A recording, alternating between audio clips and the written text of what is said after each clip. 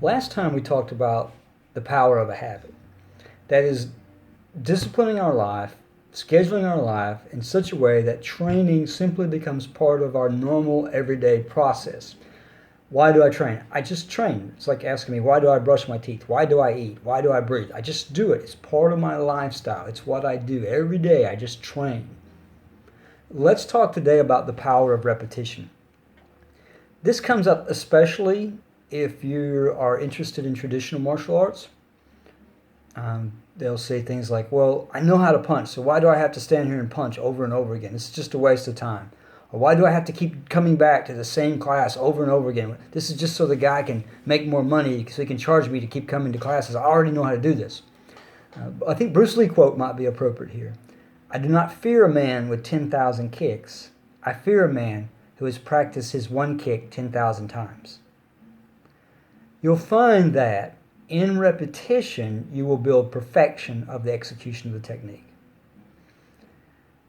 There's just simply no way you can punch or kick, or even something, let's just take the jab. There's just no way that you can jab 10 times and have mastered the jab, 100 times, 1,000 times and have mastered the jab. If you were to spend the rest of your life trying to perfect the jab, you would find out that every time there was just one more little thing you could have, two more little things you could have done better. So it's the idea of the power of repetition to develop the technique to perfection. But even more importantly than this, and this is if you were speaking in a combat situation, has this technique become so ingrained in my mind that I don't have to think about it? Is it automatic? Is it on the level of a instinctive reflex? Now, this is where a lot of guys, traditional martial artists and modern martial artists, fail.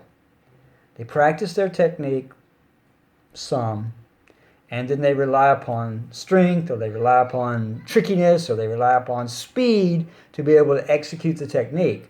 Well, that's great. You get away with it on some lower levels. You'll especially see this in MMA guys. I used to work with MMA guys, and they could get by with a lot of things because of their speed, because of their size, because of their strength. But when they begin to step up to those upper levels, the instinctiveness just wasn't there. The response time just wasn't there. There was a moment of hesitation. There was a moment of the blankness in their mind of what am I going to do that caused them to lose. Now, okay, you're in a ring, big deal. You're on a dojo mat or Quan mat, big deal. Real life, it is a great, great big deal. It comes down to, I appreciate what the ninjutsu practitioner said one time. I was listening to him, and he said, it's not about who's the better fighter. It's about who's a better fighter at that split second.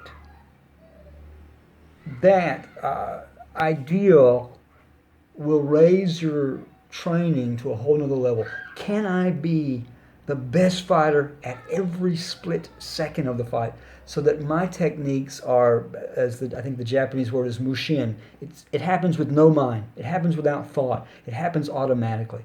That's only going to come through years of repetition.